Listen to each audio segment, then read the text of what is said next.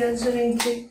Bom, gente, hoje nós vamos dar continuidade no nosso conteúdo. Eu espero que vocês tenham gostado do documentário que eu passei para vocês assistirem na aula passada, tá?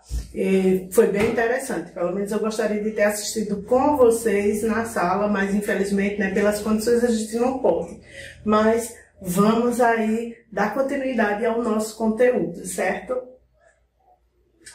Hoje nós vamos falar, vamos começar, né, continuar aí com as camadas da Terra, certo, gente? Vocês sabem que o planeta Terra, ele precisa ser estudado de todas as formas, e uma delas foi separar o planeta por camadas, né?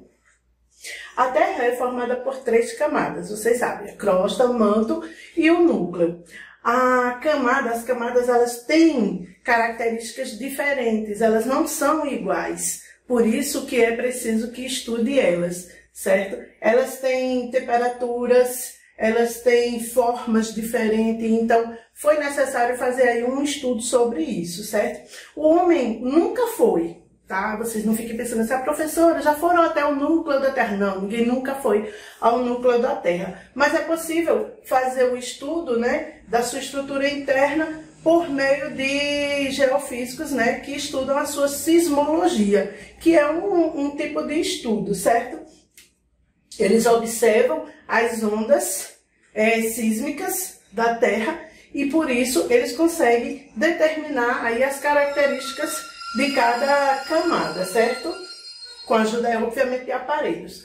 Fatiando a Terra, se a gente pudesse fatiar, a gente teria isso aqui, ó, a crosta, que é exatamente aonde nós ficamos, certo? O manto, tem estudos que dividem o manto entre manto interno e manto externo, mas há estudos que só botam manto. E vamos ter aqui o núcleo, que também vai se dividir em núcleo interno e núcleo externo, certo? A Terra tem essas 3 camadas. Na crosta terrestre, a camada mais superficial da Terra, a estrutura é relativamente fina, porém é bastante rochosa, certo? A gente diz o seguinte, que é a parte mais dura, mais solidificada da Terra. E fria, né? Ela é rocha fria. O manto está localizado logo abaixo da crosta, certo? Ela tem propriedades sólidas, mas ela é quente. Ela já tem uma outra temperatura. Essa temperatura, ela vai variar. Quanto mais profundo for, mais quente vai ficar. O núcleo, como a gente viu, né, ele vai se dividir em 2 formas, né? O núcleo interno e o núcleo externo. Mas o núcleo é a camada mais interna da Terra e apresenta, né, essas 2 variações. No externo, é formado mais por níquel e ferro, isso da forma líquida, então é um material quente, tá? E o núcleo interno, que também é formado por níquel e ferro, só que aí um pouco mais sólido. Só que aqui, gente, nessa parte, certo? A temperatura da Terra, ela é em média 6.000 graus Celsius. Para vocês terem ideia da situação, quando a mãe de vocês bota água no fogo para fazer um arroz, vou fazer um arroz do almoço. Então, quando ela bota aquela água no fogo, que a água começa a borbulhar, ali está uma temperatura de 100 graus Celsius. Já é muito, né? Já é uma temperatura que chamamos de ponto de ebulição, quando é que a água evapora. Então, imagina o núcleo da Terra com 6.000 graus Celsius. Então, é muito quente. Por isso que o homem nunca chegou ao núcleo da Terra, certo? O nosso próximo ponto é a deriva continental, certo? A deriva, ou a teoria, né, da deriva continental, ela foi formulada e concretizada, vou dizer até assim, ela foi provada, que acontece pelo meteorologista e geólogo, né, Alfred Wegener. Ele provou, certo, por meio de estudos, que a Terra, ela com o tempo, ela foi se separando os continentes. Antes, ela era uma única placa, e com o tempo, essas placas em movimento foram se afastando. E ele conseguiu provar que isso aconteceu de forma bem vagarosa, certo? Que é o que eles chamam hoje de deriva continental, ou seja, está à deriva, está solto, está boiando, né? Em alguma coisa. E o que é essa coisa? O magma, certo? As placas tectônicas, elas flutuam no magma. Aqui está a teoria dele provada, né? Que a Terra era, a princípio, a Pangeia. Depois tivemos a Laurásia e a Gondwana, que foi a divisão aqui em duas placas. E depois, o que a gente vai chamar de mundo moderno, ou os dias atuais, que é exatamente isso aqui, ó. Os continentes como conhecemos hoje, certo? Isso aí ele conseguiu provar. Como foi que ele fez isso, né? Ele afirmou, em tese, que havia existido um supercontinente e um superoceano, respectivamente. O supercontinente, né, era a Pangeia. E o superoceano se chamava Pantalassa, certo? Esses dois, e esse oceano ele era raso, ele não era um oceano profundo, ele era uma coisa rasa. Mas, por sua vez, esse continente ele teria se dividido há cerca de mais ou menos 250 milhões de anos, que foi quando houve a formação dos continentes. Ora, esse deslocamento e a deriva das placas continentais surgiram dois outros continentes, que foi a Laurásia e a Gondwana, né? E ainda se subdividiram na configuração que vamos ter até hoje. Assim, a crosta terrestre é constituída por placas tectônicas, que já é o nosso próximo conteúdo, certo? Ela está dividida sobre o manto da rocha fundida, né? O qual se desloca as placas com força de magnetismo do interior da Terra. Se vocês me perguntarem hoje, professora, qual o maior ímã do planeta? Eu vou dizer a vocês que é o núcleo da Terra. Porque o núcleo da Terra, ele tem um magnetismo muito forte devido aos seus elementos, principalmente o níquel e o ferro. Então, ele cria um campo magnético muito forte que entra em contato ou em harmonia, palavra boa, harmonia. Ele entra em harmonia com os outros corpos celestes. E esse campo magnético é o que nos permite botar o pezinho no chão, certo? Caso contrário, esse campo magnético aqui quebrando-se, não existindo, nós poderíamos estar aí meio que flutuando, como muita gente gostaria de estar no espaço, certo? E aqui vamos agora para as placas tectônicas. As placas tectônicas são enormes blocos, né, que fazem parte da camada sólida do planeta, da Terra, na crosta terrestre. Eles sustentam os continentes e oceanos. Então, não acreditem que as placas tectônicas elas vão ser unicamente no continente. Elas também estão presentes no assoalho do oceano, dos oceanos, né? Dos oceanos, de todos os oceanos, certo? São conduzidas por correntes de convecção que resulta do calor que vem do magma, que vem da lava que está no interior da Terra, certo? Incandescente na Terra. E está sempre em constante movimento. Se você me perguntar assim, professora, quando é que uma placa se movimenta? Eu vou dizer a vocês o seguinte, ela se movimenta 365 dias do ano, 24 horas por dia. Então, as placas tectônicas nunca param. Elas estão em constante movimento.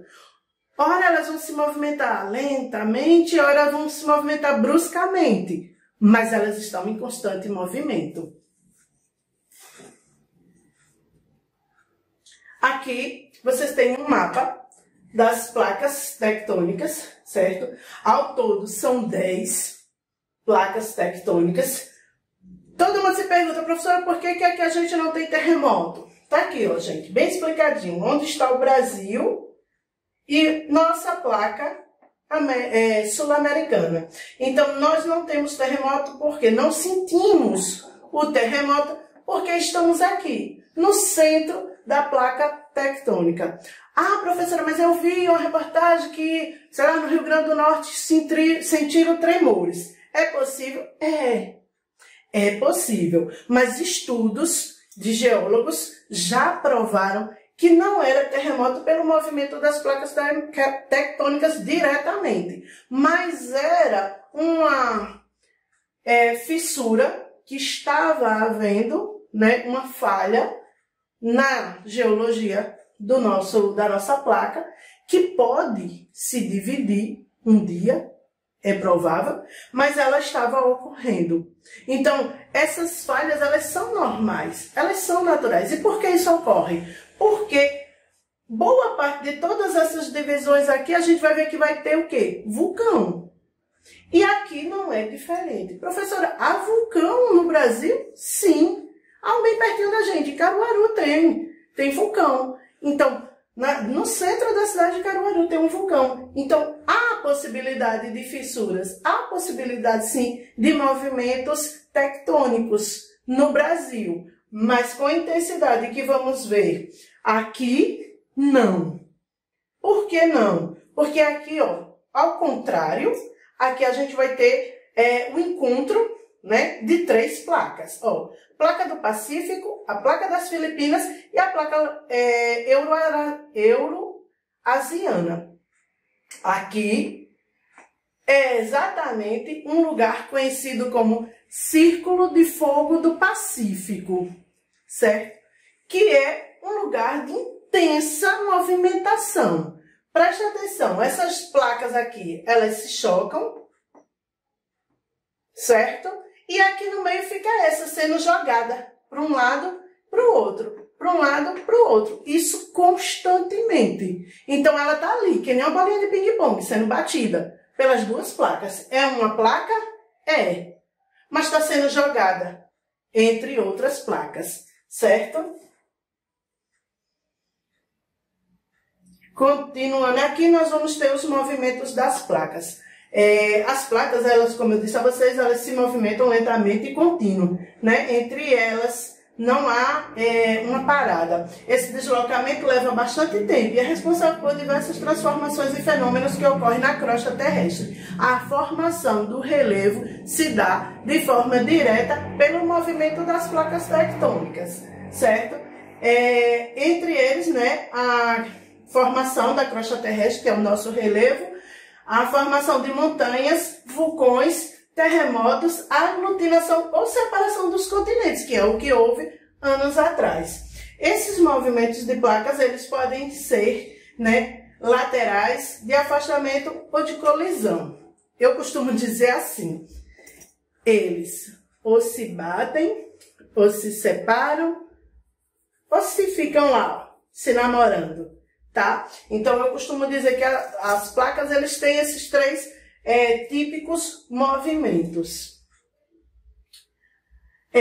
Os limites entre elas, né? Que ocorre entre uma placa e outra.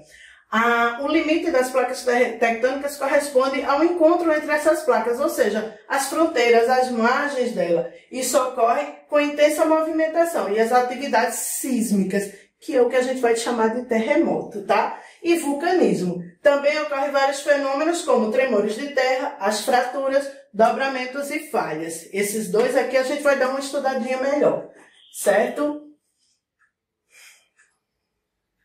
Aqui, primeiro movimento. É um movimento divergente. Olha só, eles simplesmente se afastam. As placas se afastam.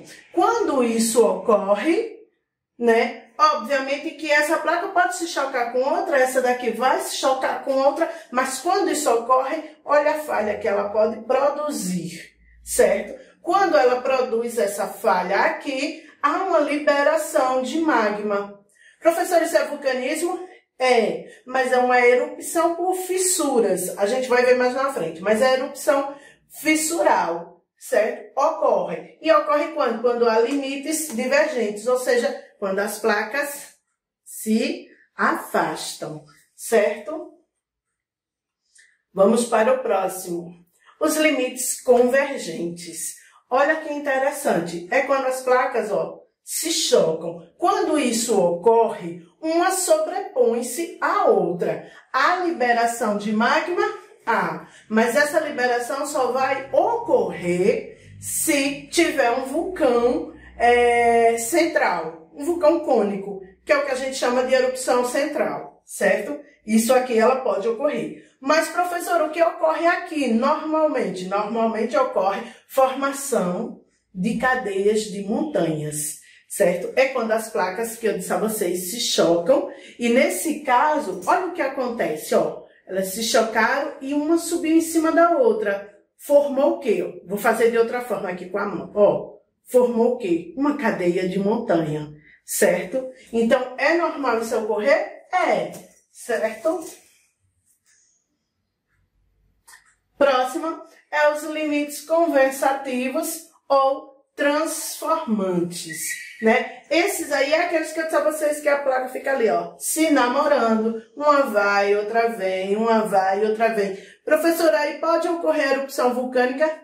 Normalmente não ocorre, só ocorre realmente tremores de terra, que é exatamente o que muita gente diz que ocorre aqui no Brasil. São essas aqui, os limites conservativos ou transformantes, ou seja, tá ali só, né, querendo aparecer, querendo fazer alguma coisa, mas eles ficam só nesse movimento.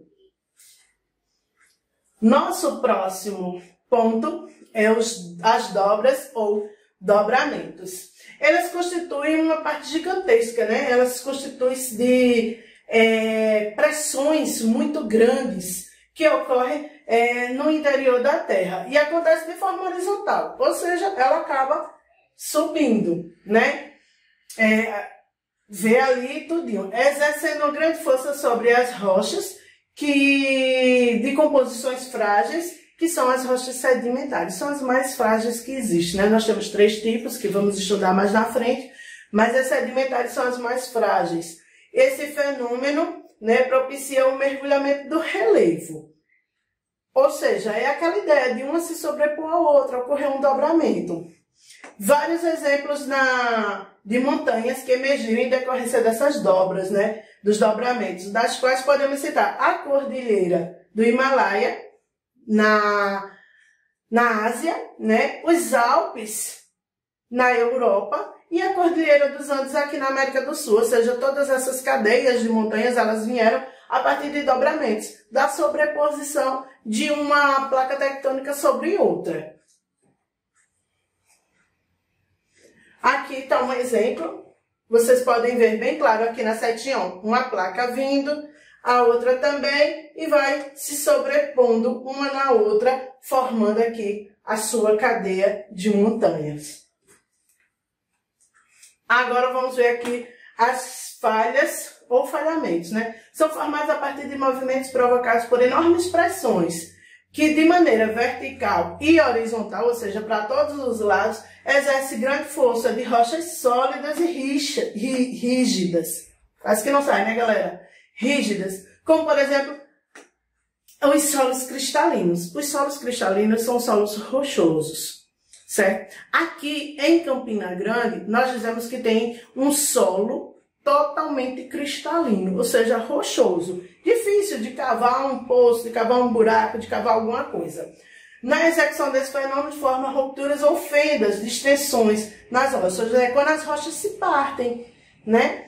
Com isso acontece deslizamento entre rochas, tais movimentos são responsáveis pelo surgimento de vales, escarpas, ou seja, é quando abre uma fenda realmente em algum lugar. As falhas surgem também em locais que acontecem encontros de placas litosféricas, ou seja, elas também podem ocorrer no encontro das placas tectônicas. Elas não são tipicamente do meio das placas, elas podem ocorrer no limite delas, certo? E tá aqui, ó, um exemplo dessas falhas, né? A falha normal, como ela se coloca ali e se abre, aqui de forma horizontal, e aqui a falha inversa, ou simplesmente a erupção, quando o solo se abre aquela fenda, certo? Vou dar aqui 2 exemplos mais simples para vocês. Olha só, aqui de dobramentos, a Cordilheira do Himalaia, tá? E aqui a falha de San Andreas, nos Estados Unidos. Aqui é nos Estados Unidos, aqui é na Ásia. Aqui é uma cadeia de montanhas. Aqui é uma falha no meio do solo. Dizem que essa falha tende a abrir mais ainda, tá? Há estudos que andam avaliando o quão ela anda se abrindo para que haja aí talvez uma divisão no continente. Vamos agora aqui para uma outra parte, certo? Que é o vulcanismo. É um fenômeno geológico, né, que ocorre no interior da Terra para a superfície, quando há um extravasamento de magma ou lava, né, além de gases e fumaça. O termo vulcanismo é utilizado para designar uma série de fenômenos e elementos vulcânicos. Basicamente, existem dois tipos de vulcanismo, que é as erupções centrais e as erupções fissurais, que eu mencionei a vocês, certo? Aqui, vamos para as erupções centrais, né? É aquele que o produto vulcânico, ou seja, todo essa aqui, né, que é um produto vulcânico, essa massa, esses gases, e também a lava vulcânica, né, ela sobe por um duto. Aqui, é como se aqui dentro tivesse uma tubulação, que na verdade não é um cano, né? É uma fissura aberta mesmo pelo solo. E ela vem desde o bolsão do magma sobre a crosta até a superfície. Quando a gente fala essa palavra aqui, ó, bolsão do magma, quer dizer que aqui embaixo existe uma camada de magma, certo? E aí ela sobressai exatamente para cá, até a superfície. Nesse caso, com a aparência de um cone, ó, para vocês terem noção, né? Ela forma um cone. Esse cone ele é formado de acordo com várias erupções. Vai erupindo, vai soltando magma, a lava vai descendo, vai resfriando. Com o tempo, ele para e volta de novo a entrar em erupção. Aí vem mais e mais e vai crescendo, né? Aqui as erupções fissurais, né? Que é uma atividade vulcânica de fissura. A lava extravasa na fenda, vocês estão vendo aqui, na fenda, aberta na crosta, né? E é responsável boa parte pelas erupções magmáticas, né? Ocorrendo principalmente no fundo dos oceanos. Às vezes, professora, mas o magma vai se encontrar com a água? Se encontra, tá? Se encontra, é típico de oceanos e lá, no caso, com o tempo, aí ele vai solidificando. O principal, né, vamos dizer assim, o vulcão mais conhecido por fissura que existe é o Kilauea no Havaí, né? Ele é um grande exemplo, no caso, de erupção fissural. Normalmente o Kilauea, ele entra em erupção todo ano. Ele tem uma atividade constante vulcânica, né? Um vulcanismo bastante intenso. E aqui vamos agora para os abalos sísmicos, né? Que correspondem a terremotos ou tremores de terra, que é um fenômeno natural que faz a superfície da Terra tremer, né? Que a superfície terrestre trema. Para sua ocorrência são necessários vários fatores determinantes. Os agentes que provocam os terremotos se desenvolvem no interior da Terra. Podem ser a partir de movimentos tectônicos, ou tectonismo, ou seja, a partir do movimento das placas tectônicas, tá? E por atividade vulcânica, o vulcanismo. Abalos acumulam grande quantidade de energia, né, para liberar e ser expelida pelas fendas e rochas nas aberturas dos vulcões. Essa liberação e os terremotos propriamente ditos. Ou seja, é algo que acontece intensamente, certo? E que está aí todo dia acontecendo. A crosta terrestre está em constante movimento. Aqui, os terremotos podem ser medidos, né, a partir da medida de intensidade dos tremores, que foi criada uma escala. Seu mentor foi um sismólogo, Charles Francis Richter, que tem origem norte-americana. Ele elaborou uma escala que varia de 0 a 9. Então, eles variam a intensidade dos terremotos, eles são calculados de acordo com essa escala, que corresponde a um volume de energia liberada pelo tremor. Desse modo, foi padronizada internacionalmente, a medida para avaliar os terremotos, que se chama escala Richard. Em homenagem, no caso aí, ao criador Richard, né, que criou essa medida de tabela, certo? Só um minuto, galera.